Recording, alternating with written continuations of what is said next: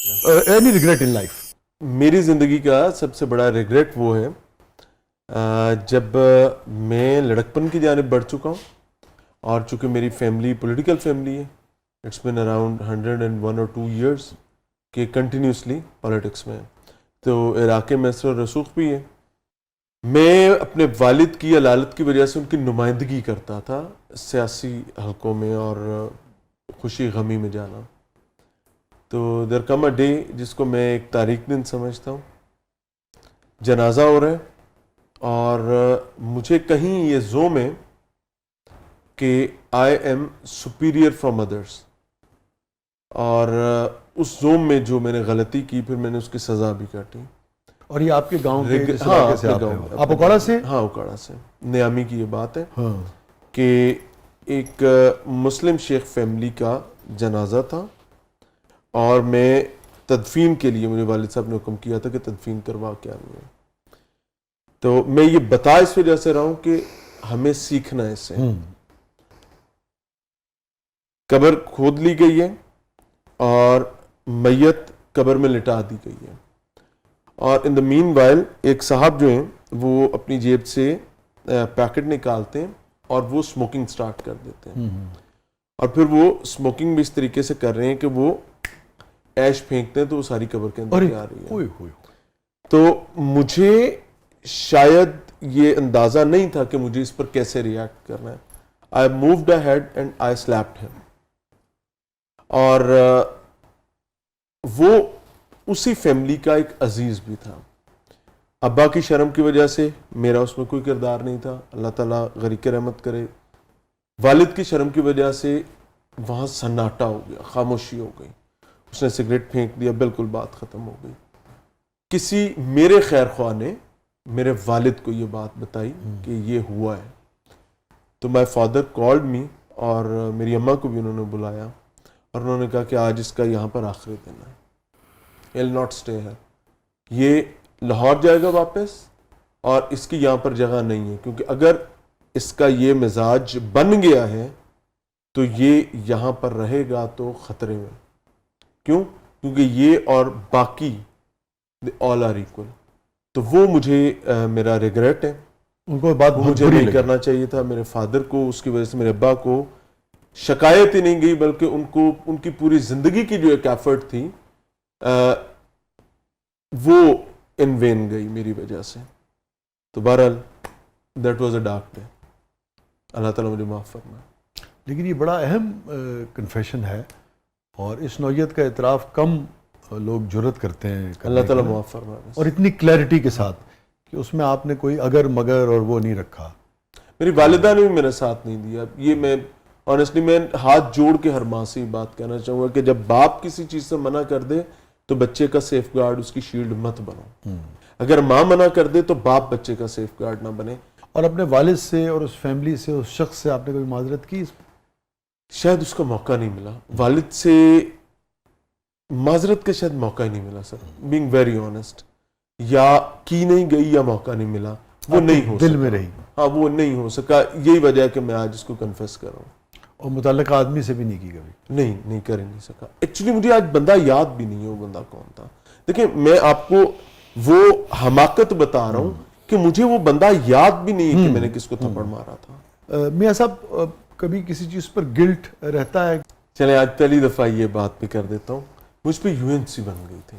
اچھا. ہاں، اور یہ یو این سی جو ہے یہ وہ جسے کہتے ہیں نا کہ راہ دے اندر سے آپ دے گل پانا، نہ ہی ریکوائرڈ تھی نہ ہی ایسا کوئی معاملہ تھا.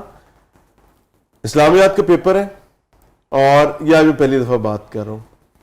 اسلامیات کا پیپر ہے اور میں گھر سے جاتے ہوئے آخری ٹائم پہ میں ایک آیت کا ترجمہ جو ہے وہ میں اپنے ساتھ میں نے رکھ لیا، اور نہ وہ پیپر میں آئی نہ وہ مجھے ایک خطرہ تھا کہ اس میں سے کچھ الفاظ مجھے بھول رہے ہیں.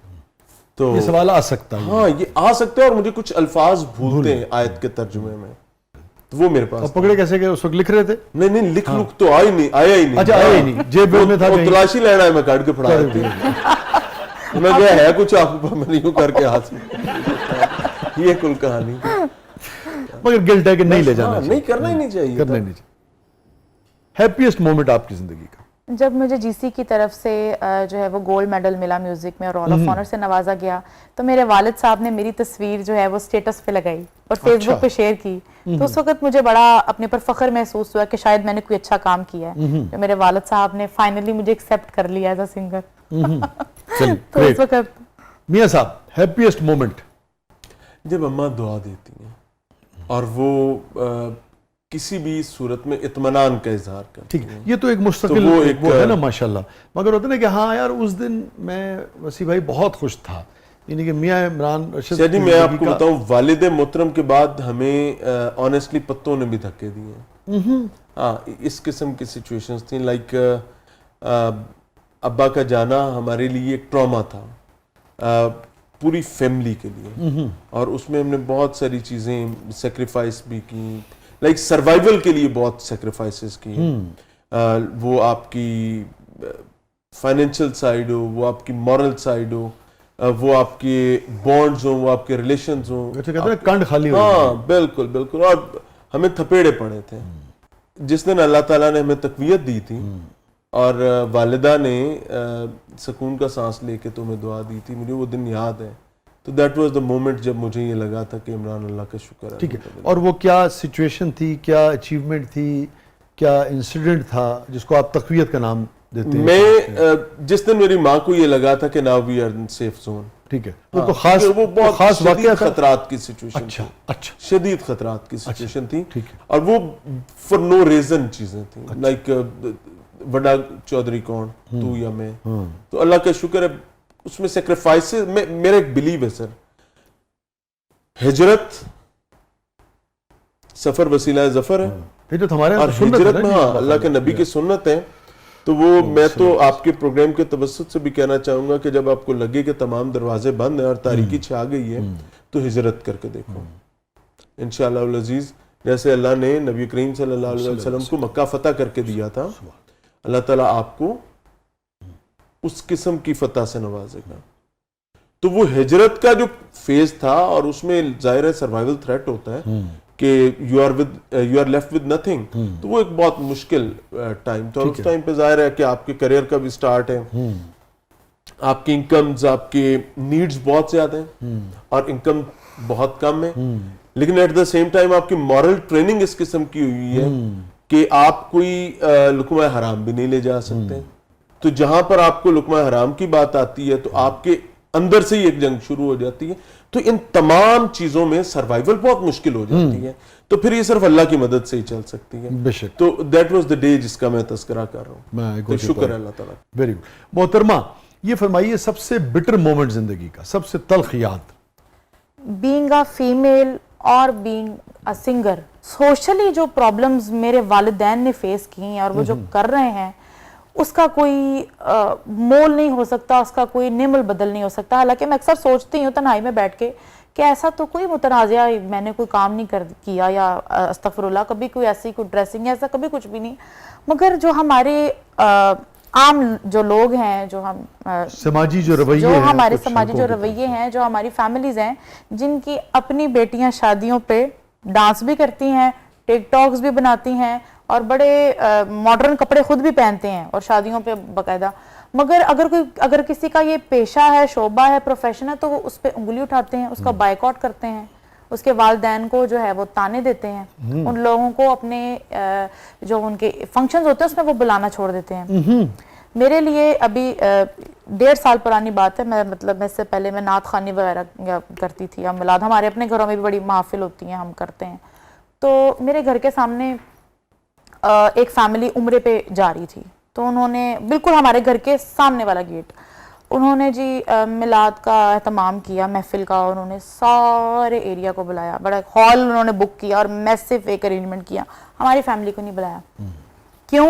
ان کی بیٹی تو گانا گاتی ہے، ٹی وی پہ آتی ہے، یہ کہہ کے انہوں نے ہمیں نہیں بلایا. اور جب ان آنٹی کے اپنے بیٹے کی شادی ہوئی ہے تو ان کی ساری بیٹیوں نے اس فنکشن میں ڈانس کی ہے. یہ جو ہمارا دوہرا نظریہ ہے کہ اگر کوئی کام کر رہا ہے، کہ اگر کسی کو اس سے کوئی ارننگ آتی ہے تو وہ برا ہے، آپ خود شاید اس سے زیادہ کام کرتے ہیں. میرے لیے یہ حقیقت بہت تلخ ہے اور وہی لوگ اگر میں ان کے سامنے سے کبھی گزر جاؤں یا آ جاؤں تو وہ کہتے ہیں ہم نے آپ کے ساتھ سیلفی لینی ہے یا آپ کے ساتھ ویڈیو بنانی ہے. اور میری پیٹھ پیچھے وہ میرے والدین کو اس طرح سے کہتے ہیں. یہ مجھے سمجھ نہیں آتی کہ اس کا کیا مقصد ہے یا اس رویے سے وہ کیا نکالنا چاہتے ہیں.